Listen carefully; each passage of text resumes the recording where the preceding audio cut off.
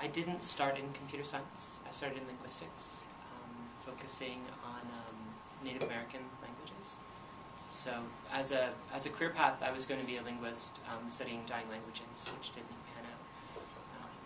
But I ended up in tech, and I'm much happier that I did. So what I do now is I focus on building front-end templates and templating systems to allow other people to build websites. And this means that we try to build platforms in Drupal that small businesses can come and leverage to build their shop website or their dog walking website or whatever it may be.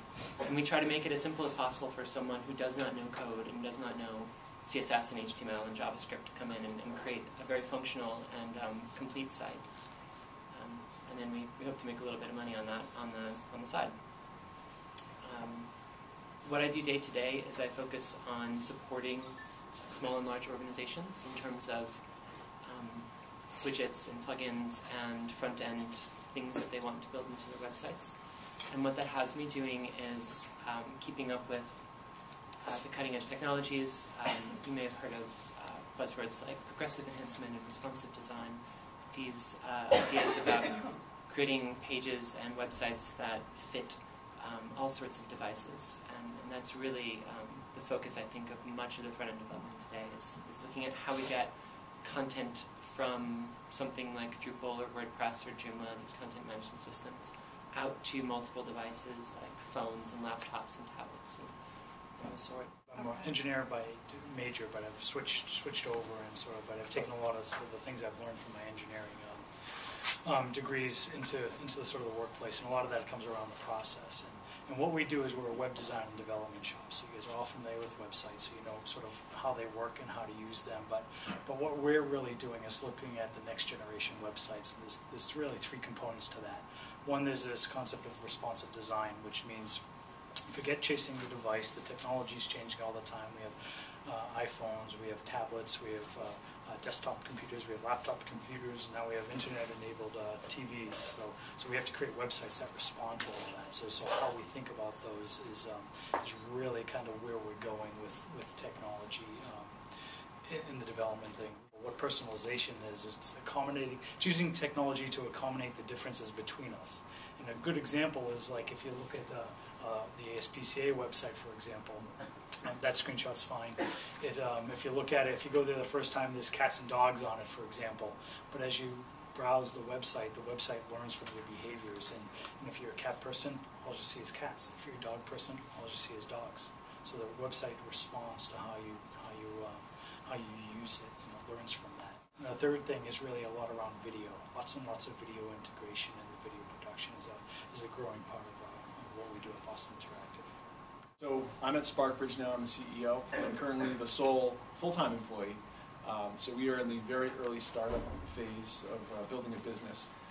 The company, it's interesting to note, was founded by two existing companies. One is the Vancouver Aquarium, which is a leading aquarium in North America, not what you'd necessarily think of investing in a mobile app publisher, but they're looking to find new ways to drive revenue aside from their visitors, and they know a lot of the people walking in are becoming distracted with their mobile devices, so they want to find a way to turn that around and actually use mobile devices to help the visitor experience versus compete with it.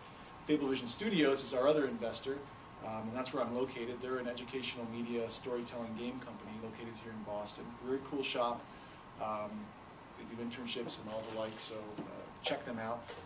But essentially they form Sparkbridge, and what we're about is simply making apps that you can put into informal learning environments like aquariums, zoos, museums, millions of people coming through there, find a way to use the device as a way to enhance their visit, and then the business side of it is you get all this traffic coming through, you build this audience, and then you can find ways to monetize that through, whether it be through in-app purchases, through corporate sponsorships, advertisements, different things. So our goal is to really reinforce the mission of my two parent companies, but then again, we also have to build a business. So right now, where we're at, we just soft launched our first app about 10 days ago in Vancouver, and I was out there for that, literally standing on the floor, talking with people, selling the app.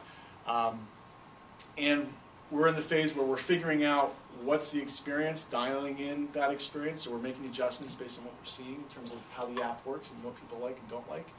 And then the next step is to refine the app itself, and then introduce different monetization techniques. So, okay, we have a great product that's working. How do we now start turning that into revenue and making it into a business model that works, and also expanding it to other locations? Critical to what we're doing is we're building an app that launches in Vancouver, but we can easily customize it for different locations. So, whether it be doing an aquarium or zoos or any destination where you get people coming through, we can make an app for that. Day to day, it's everything and anything. It could be from walking down to FedEx to mail a package to Canada, which isn't as easy as you think it would be, to meeting with the president of an aquarium, to meeting with the development team, to designing, redoing a layout of an ad myself because I don't have an artist on hand. So as a startup, you really have to be willing and able to do a little bit of everything. So it's not a master of all trades, but you need to be a jack of all trades and hopefully good at enough of them that you can get by. So I pretty much touch every aspect of the business, the product, and I'm my own assistant and everything else. I got started here locally. I grew up here as an illustrator and graphic designer, but got the tech bug, so I was programming literally in middle school, high school, mainframes, all that. The Amiga came out, the first Macs came out in the mid-'80s, so I was always doing technology, creative stuff. Started with a CS degree, drove me nuts, changed to a fine art degree, lost a lot of credits in the process. Maybe you're all going through that right about now. And I also ended up changing, except for a 3-year stint at Industrial Light and Magic, George Lucas's effects company. My whole career was as a consultant, basically running my own consulting company, working with studios, directors, creative people, research labs. And it was just fascinating to jump from an Xbox launch title to a feature film to consulting with DreamWorks to start up a new animation pipeline to building a studio for Disney in Toronto, doing motion-based simulator rides for Doug Trumbull at the Luxor Hotel, doing mobile apps. So for me, I get bored easy, I guess is my failing. I'm not an expert at any one thing, unless you count kind of executive producing leadership stuff in general. But I think it's a good segue to my directing the program now for students, because the Creative Industries program here at NU, which is all about game design and interactive media. So all of our majors are combined majors. So most of them are digital art, graphic design, music tech, and CS, combined with game design or IM. I think that'll serve people well when they graduate to try to figure out that things are just changing all the time. The industry is constantly changing. The technology is constantly changing. So that's definitely a theme. More and more in the industry, I don't even know what to call it anymore. Games, interactive, whatever. More and more, the old walls between the programmer and the artist and the business folks and the marketing folks are falling down. You're dealing with smaller teams, more agile teams where people can do more things. And more, as we're from an interactive standpoint, as we now get data about our players, and as we have the ability to update our apps and change our apps as we go through digital distribution, more and more it's important that the artists understand the business, because now the UI is critical to how well you can monetize or make money from an app, or how you present a purchase option.